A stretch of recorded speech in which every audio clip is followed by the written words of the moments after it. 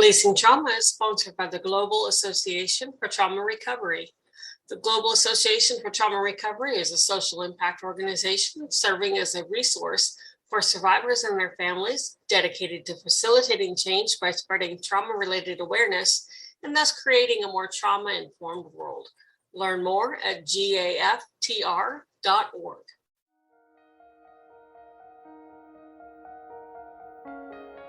Welcome to Releasing Trauma, a Survivor's Podcast.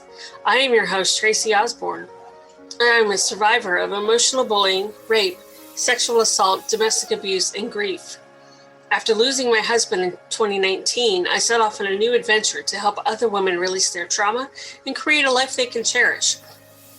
Each week, I will feature a guest expert or a survivor to share their stories, tips, wisdom, and more. The goal is so that you can take away even just the smallest nugget of information you can use in your life right now to make a change, and to remind you that you're not alone. There is life after trauma, and you can move from victim to thriver and create a life you can cherish. Hey everybody, welcome back to the show. I am your host, Tracy Osborne. With me today is Tina Fumo, and oh my gosh, ladies, this is a story that you definitely need to hear. It's all about how her grandbaby was taken away from mom at 2 weeks old by CPS, and the struggle and fight to get the baby back. So, Tina, thank you so much for coming on the show today. I know this is, a heart-wrenching topic. It is, Tracy. It certainly is. I'm so glad to be here today and so glad to be able to tell our story, because a lot of people don't. When they find themselves involved in CPS for whatever reason, even if it's a false allegation, which it was in my daughter's case, it just seems that so many families who are unfortunate enough to get caught in the system do not have a happy outcomes. Yeah. So I'm so happy and I'm so fortunate to be here today telling our story. And I'm so fortunate that I was able to actually write a book about our story called Fancy Prison. Yeah, and we're definitely going to talk about that too. So, Tina, let's start out. Tell us, the summary of what happened. Well, in 2017, in the month of February, my grandbaby was born. I have one daughter, and this is her first child, her one child. She was living at the time in a neighboring province. I'm in Alberta, and my grandbaby was born in the province of British Columbia. And my daughter, for the most part, she hadn't done well in this town. There were no jobs, and she was just meeting the wrong kind of people. But when you have a baby, of course, you're in a different mindset, and it's a time for transformation. So how my book starts out is that I basically drop my life to make the trip to British Columbia, which was a day's drive, because my daughter had given birth, but also our friend, who later became our strongest advocate, Suzanne, was there to help with the baby. Suzanne was a doula. So my daughter had contacted her in her second trimester to ask Suzanne to be there for the birth of the baby in a doula capacity and as a friend.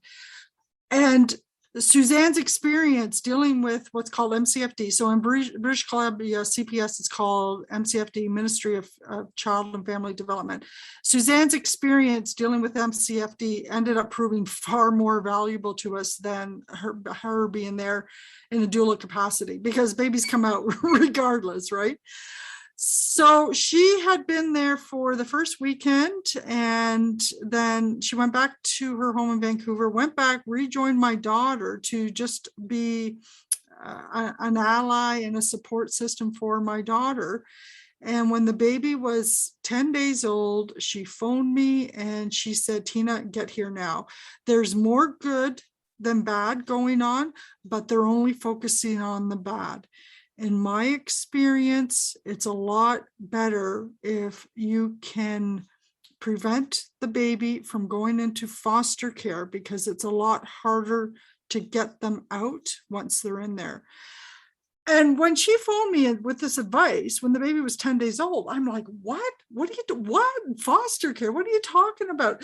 So, of course, like that started the whole journey of confusion, for lack of a better word, Sure. because I heeded her advice. I packed, I sort of dropped my life, packed up what I thought I would need for, to go to court. Like I asked her, do we need to go to court? Oh, yeah, pack a suit kind of thing. And 2 days later, I was there. And then 2 days after that, they took the baby. So it was a week of confusion, which turned out to an experience of hell lasting quite a few months. They took the baby in March. And then for 27 days, they had, and it turned out that the foster family ended up being very, very nice people, but we didn't know that at the time. Like it was just so confusing and just shattering. And when we physically got the baby back in April, I had to go back to court again, I think for the third or fourth time, to get the judge to stamp sort of an interim order so I could collect my baby girls, get them out of the province of British Columbia, back to Alberta, where we belonged, where we had support, and then still serve out TCO orders, supervision orders, that sort of thing. Mm-hmm. So yeah, and we did all of that, like, and everything was fine. Everything is fine to this day. My daughter is fine. The baby's 4 years old now. But yeah, that I often say to people, 2017 was the best and the worst year of my life. It was the best year because I got to become a grandmother. Right. and the worst year of my life because I got some insight into this child protective services that I had no idea what this was about. I was so confused, and I thought, and this is what my taxpayer dollars are paying for? I had, like, this isn't right. I thought social workers were supposed to help families. So, knowing what I know, social workers they're there for the kids.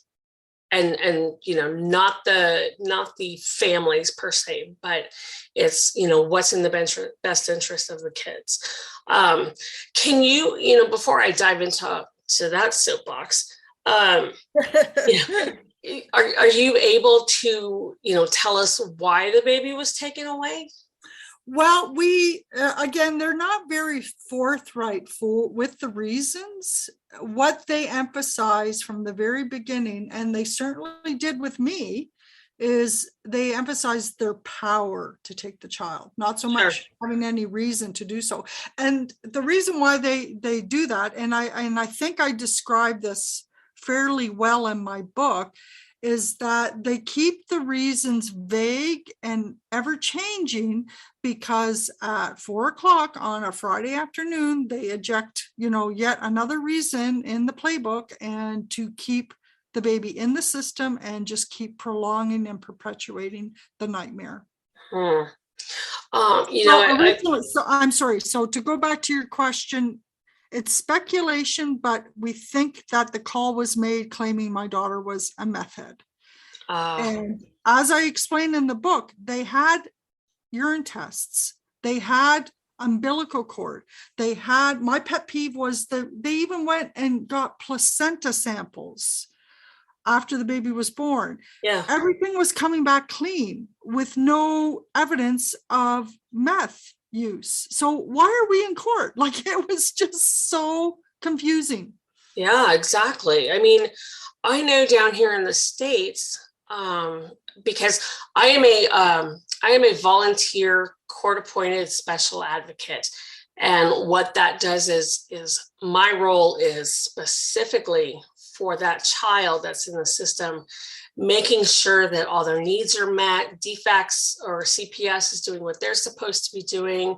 The foster parents or whatever, wherever they're at, is doing what they're supposed to be doing, just kind of monitoring everything and then reporting back to the judge. And so, it's my, from what I've seen, that yes, if the baby tests positive or mom comes in and tests positive for meth or, cocaine, something like that, they will automatically take the baby, but not if the baby or mom both come out clean. Yeah. They might monitor, but it's not in my knowledge where they just snatch the baby, especially 2 weeks old. I mean, that's like such a crucial time for baby and mommy to form that bond. Yes. Yeah. And I think it's intentional, because I think what they're trying to do is exactly that. They're trying to disrupt that bond. Yeah. And I mean, this was in a small town in BC. I actually don't even name it, because in the book, it's not that important where. Right. It's what's important is that this is actually happening. So I just keep calling it in my book. Am I allowed to swear on this podcast? Yeah, sure. Go for it. Yeah, I just call it the shithole town. The shithole town. I like that one. I don't even give it a name, but so sorry, I lost my train of thought. This is why it's a good thing to write the book, because then I can write my notes and then get back to what I was trying to say. Anyway, I am going to say, though, that I can't believe that you have time to be a court-appointed guardian with what you had 4 daughters. Now you have got 2 grandbabies. I mean, where and then you do all this stuff with the magazine and this podcast. Where on God's green earth do you have the time to do this? Holy. What a responsibility. I make the time for those things that are very important to us. We make the time. And for me, when I first heard about this program from a friend of mine, she was telling me about it. She had signed up and was getting ready to start training. And I was like, oh my gosh, I need to do this. Because somebody has to be the voice for these kids. And that's me. Mm-hmm. The CPS system here is overworked, underpaid, definitely undervalued and underappreciated. And so, I'm looking at it from one side. I'm looking at it from the outside in. If I was the mom who had the child taken away, I am sure I would have completely different feelings regarding the CPS system and how it works, but from my viewpoint, and just what I've experienced with, my cases, and maybe that's just, being here where I'm at, and with the judge, the judge we have is amazing. She's phenomenal. I have a major girl crush on her. Everybody's goal is reunification. Let's fix whatever went wrong, and let's get these kids back with the parents. I think that they put that goal on paper, and they pontificate that goal that, we work with families and we do things in the best interest of the child, and taking the child is only a last resort. I actually just saw no evidence of that in their behavior. And I outline it and with facts in my book. I don't go off and call the social workers this, that, or the other thing. Really, I just try to lay out the facts and their behavior for the reader, and allow the reader to come to their own conclusion. And really, and I mean, perhaps somebody like you would benefit by reading even the first chapter. Because I'm definitely going to get a copy and read it. Yeah, in the first chapter, I describe that feeling of when they took the baby. Yeah. And I think I speak for a lot of parents, whether there's reason or not to be involved. When a child is taken away from a parent, there's paralysis involved. Like the parent is just so distraught And you hear the expression like it turns your life upside down. Literally, that's what happens. I did not know what end was up. I was so incredibly confused. Yeah. And then what I saw, that what it did to my daughter, I mean, at some point I had to control it, but at some point the mama bear in me came out, and the sure. grandmama bear came in. So at some point the social workers were like, when they saw me, they like ran the other way, and it's a good thing. Okay. For real. Because all of my life, it used to really, really bug me that all of my life people would say, yeah, Tina, you kind of come across as intimidated. And I'm like, what? Really? No, I'm the friendliest person. Once you get to know me, like, so what, I like to read, I got my nose in a book, big deal. Like, but no, they're like, no, the fancy words you use and you come across as intimidating. So anyway, it always kind of bugged me because that's not who I am, and that's not what I intended to be. But I'll tell you something, that in the year 2017, if people's first impression of me was intimidating, that was a good thing. Okay. Right.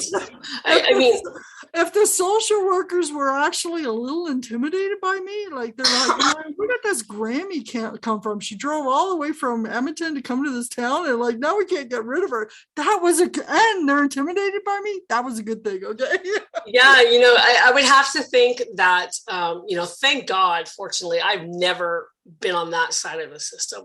And I hope and pray that I never have to see that. My kids are basically grown. My youngest is 17, but, with my grandkids. But, you think mama bear is bad? Grandma bear is your worst nightmare. Yeah.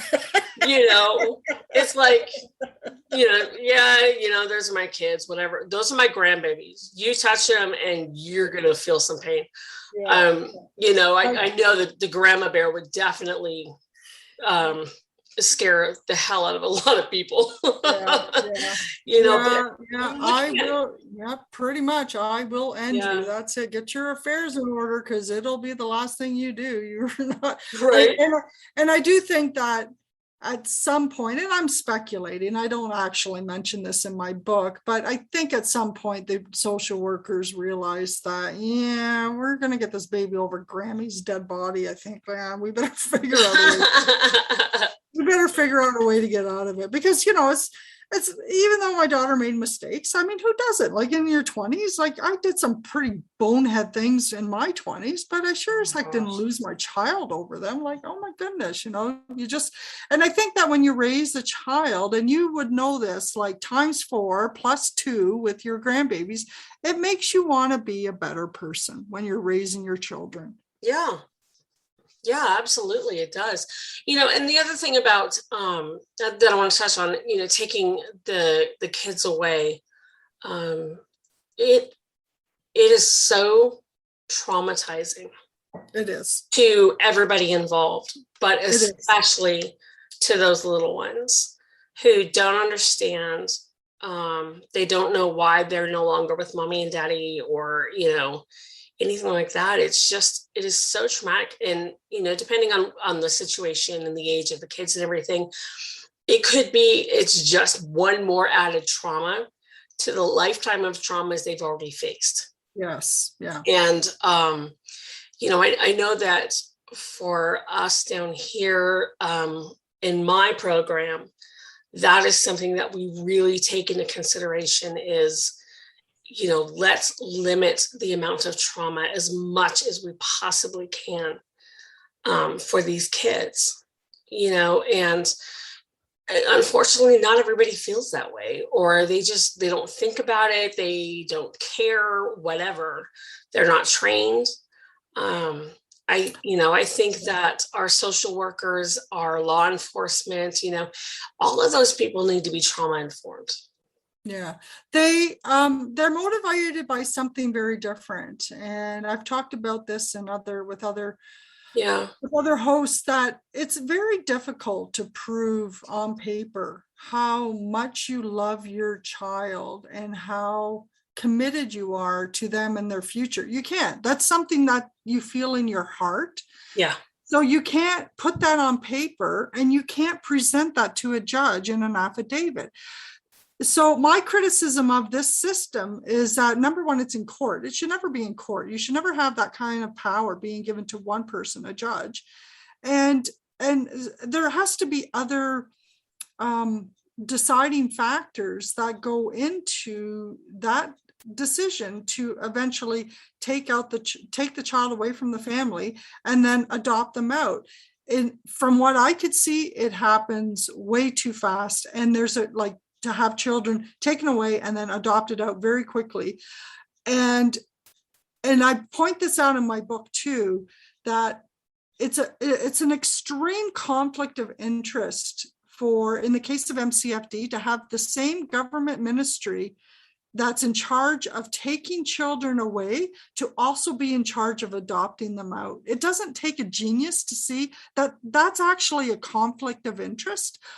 I don't know enough about the inner workings of both sides of it, but it's like, I kind of think that it needs to be administered or delegated, or there has to be some kind of different accountability for that, because it's a conflict of interest.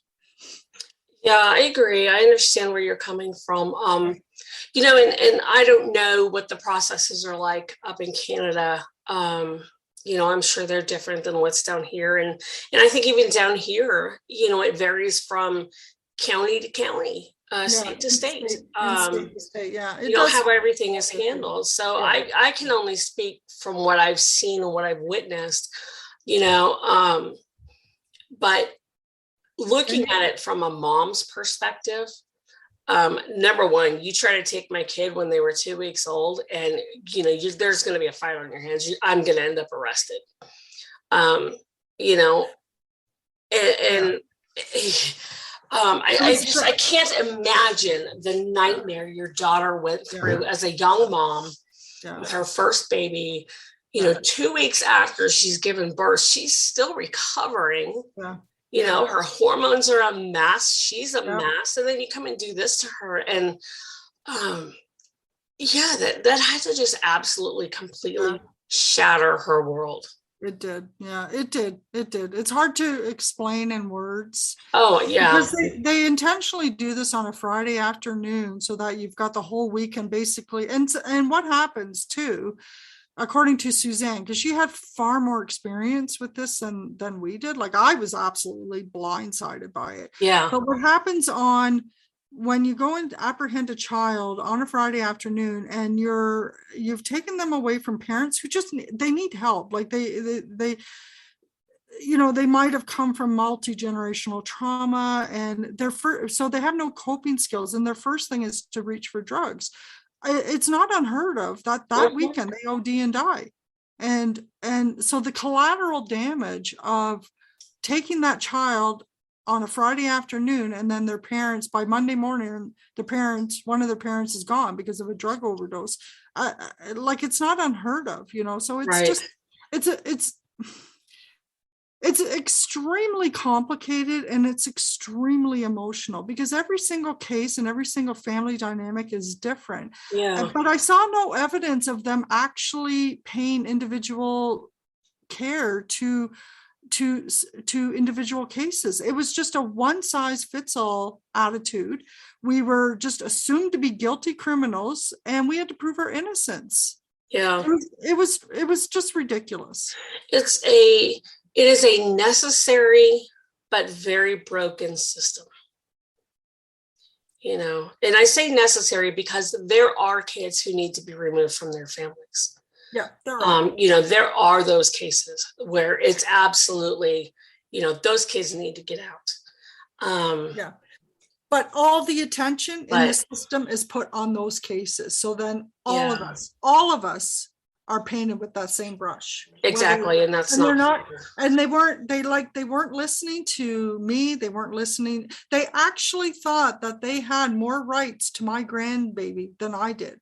I mean, I have no criminal record, no drugs, no alcohol, nothing. There was no reason whatsoever for my grandbaby to have gone into foster care when I was right there.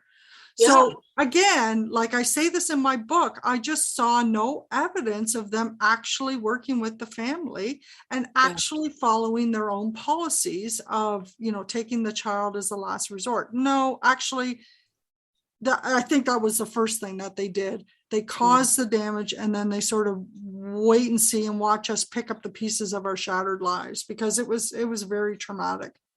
Wow. Well, Tina, I am so sorry that you and your daughter and the baby had to go through this. I'm glad it was a happy ending. I'm glad baby's back home and thriving and doing great. But, I'm just so sorry that you had to go through such a nightmare. Didn't have to be such a nightmare. Well, I kind of think maybe it was destined, because not only do I talk about our story, which has a happy ending in my book, but I talk about Suzanne's story, which does not have a happy ending. I talk about, and this is kind of interesting timing, but I do talk about residential schools with the Indigenous children here in Canada. And I had written this book over the winter, and then in May, they started to find unmarked graves at former Indian residential schools. I've heard that. Yeah. So for me, it was the interesting timing, because I wrote this book over the winter time, and then I dedicated a chapter to that.